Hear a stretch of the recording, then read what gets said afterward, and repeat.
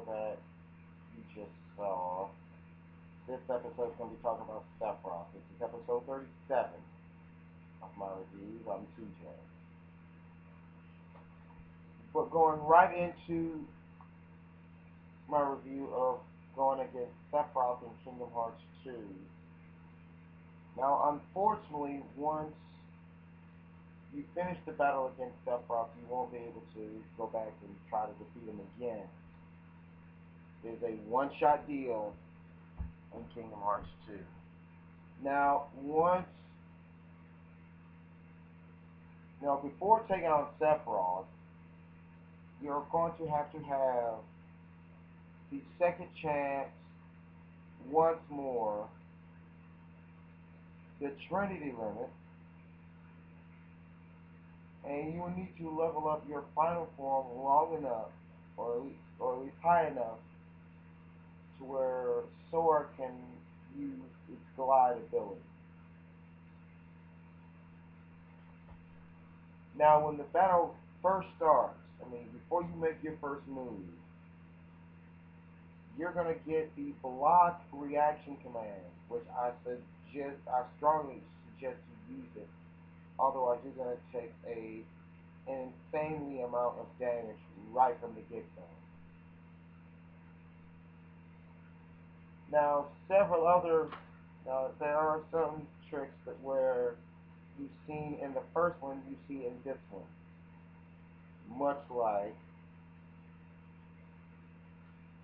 Sephiroth calls forth a pillar of flames. At some point during this confrontation and throughout, you're going to hear Sephiroth say, I'm not sure entirely, but Heartless Angel or Descend Heartless Angel, one of the two. This attack is more similar to the Heartless Angel attack, which you saw for Pan in the first Kingdom Hearts game. Failing to stopping him will result in, of course, your MP party being depleted, and your HP meter down to 1.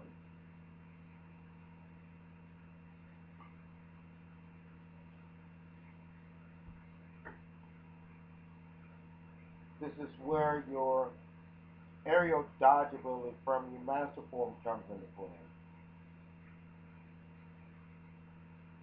I would strongly recommend before taking on this Sephiroth to level up your dry forms well enough to where you can, I would say,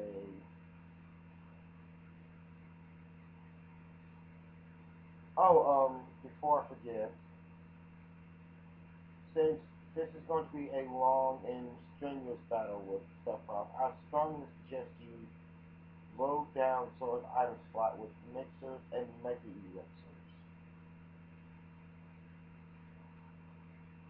To get to Sephiroth, you will have to land the gummy ship at least at the Crystal Fissure, because that's basically how far you'll be able to go without it.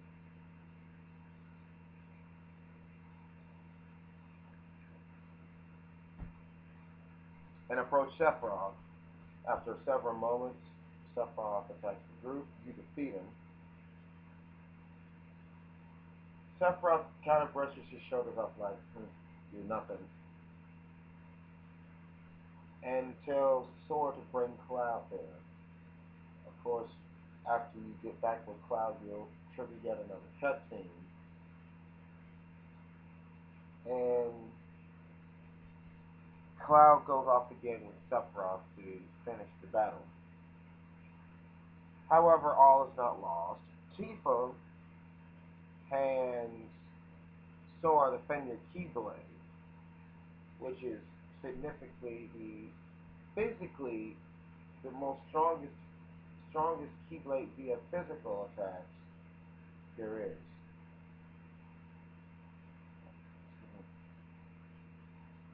In the event that you do pick up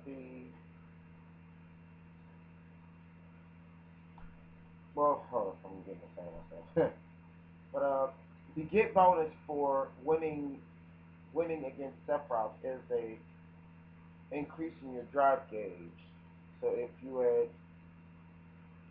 had defeated Saix prior to Sephiroth, your drop count will go up to 7.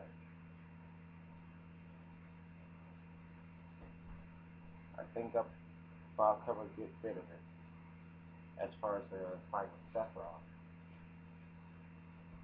Oh, in that case,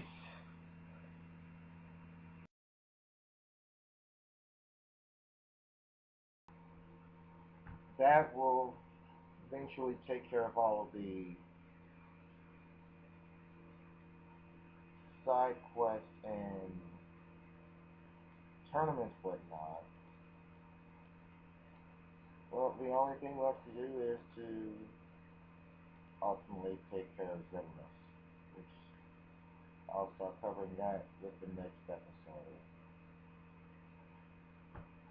To recap of everything that I've talked about thus far, if you're just now looking at these reviews and trying to get a glimpse of, or trying to get an idea on where I am in these reviews, you started out the game as Roxas, just familiarizing yourself with the new, all the new commands and all the new reaction commands that you'll be presented with throughout the course of this game. Of course, Hollow Bastion and Hollow Bastion, Olympus Coliseum, and Halloween Town make their reappearance, make their return, along with Atlantica makes its return. The new worlds that are making their first appearance is the Pride Land, Beast Castle, the Land of the Dragons, Twilight Town, Port Royal, and of course the no, and of course the last world, the world that never was. Now, one of the worlds that did not make the cut this time around is Neverland. My assumption would be that Neverland fell into darkness, whatnot. However, Peter Pan does Peter Pan does make his return. However, he makes his return as a summon, and during his limit break combo, which you can read all about that in the strategy guide, the official strategy guide anyway. But during the limit break combo, as Sora and Peter Pan are piling on the hits, you'll see pictures of Sora's adventure when he during in the first Kingdom Hearts game when he was in Neverland actually. Now another another limit break combo that I'm partial or favorite of is the Genie. The Genie has four interesting limit breaks, and all of them are based primarily on your dry forms. So by the time you end up gaining Genie as a summon, you'll more than likely have both the Wisdom, Valor, and Wisdom forms already, meaning that the Genie has two limit breaks already. Obtaining Wisdom and Master and Final forms, you'll get more options with that. Sephiroth is still one of the hardest secret bosses to beat, considering the fact he has one attack that is very similar to that of his attack in the first Kingdom Hearts game, which is carries over here in Kingdom Hearts 2. Well, that's gonna ultimately do it for this episode of my reviews. Next episode, we get to start talking about Xemnas.